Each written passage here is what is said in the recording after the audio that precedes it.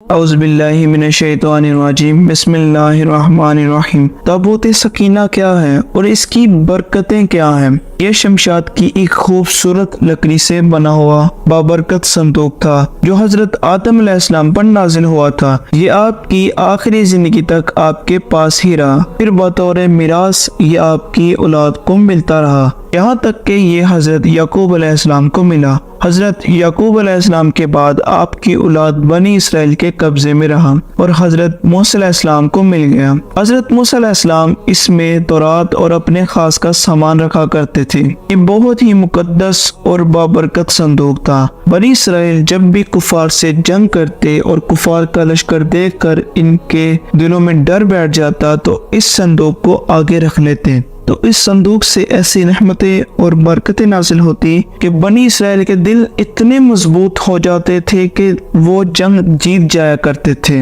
اور جس قدر صندوق آگے بڑھتا جاتا تھا تو آسمان سے رحمتیں نازل ہوا کرتی تھیں، اور جب بنی اسرائیل میں کوئی اختلاف پیدا ہوتا تھا تو لوگ اسی صندوق سے فیصلہ کرتے تھے، اور اس صندوق سے فیصلے کی آواز اور فتح کی بشارت سنائی جاتی تھی۔ بنی اسرائیل اس صندوق کو اپنے آگے رکھ کر اور اس کا وسیلہ بنا کر دعا مانگتے تھے، تو ان کی دعا مقبول ہوتی تھی اور بلاؤں، مصیبت اور آفتیں ٹل جایا کرتی تھیں۔ یہ صندوق بنی اسرائیل کے لیے برکتوں اور رحمتوں کا خزینہ تھا، مگر جب بنی اسرائیل طرح طرح کے گناہوں اور سرکشی میں مبتلا ہو گئے تو ان کی بدعملی کی وجہ سے ان پر خدا کا یہ عذاب نازل ہو گیا۔ قوم عمالقہ نے ان پر حملہ کر دیا، بنی اسرائیل کو قتل کر کے ان کی بستیوں کو جلا دیا، عمارتیں توڑ دیں، ہر چیز تہس نہس کر دی، اور اس مبارک صندوق کو اٹھا کر لے گئے اور ایک گندی جگہ پر اس کو پھینک دیا۔ لیکن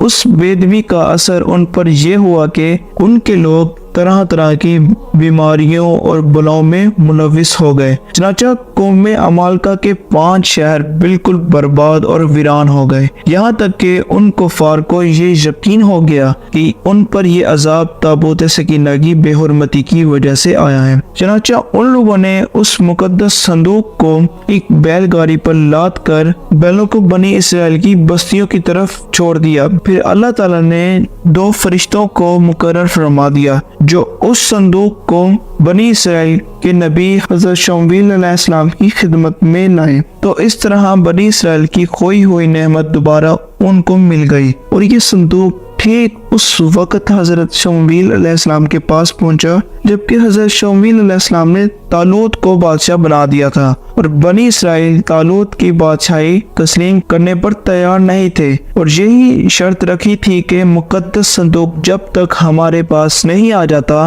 ہم طالوت کی بادشاہی تسلیم نہیں کریں گے۔ جب صندوق ان کے پاس پہنچا تو بنی اسرائیل نے طالوت کی بادشاہی کو مان لیا۔ قرآن پاک میں آتا ہے کہ اور ان سے ان کے نبی نے فرمایا، اس کی بادشاہی کی یہ نشانی ہے کہ تمہارے پاس وہ صندوق، وہ تابوت آ جائے گا جس میں تمہارے رب کی طرف سے دلوں کا چین ہے، اور معزز ہارون، معزز موسیٰ کی چھوڑی ہوئی چیزوں کا بقیہ ہے، فرشتے اسے اٹھائے ہوئے ہوں گے، بے شک اس میں تمہارے لیے بڑی نشانیاں ہیں اگر تم ایمان والے ہو۔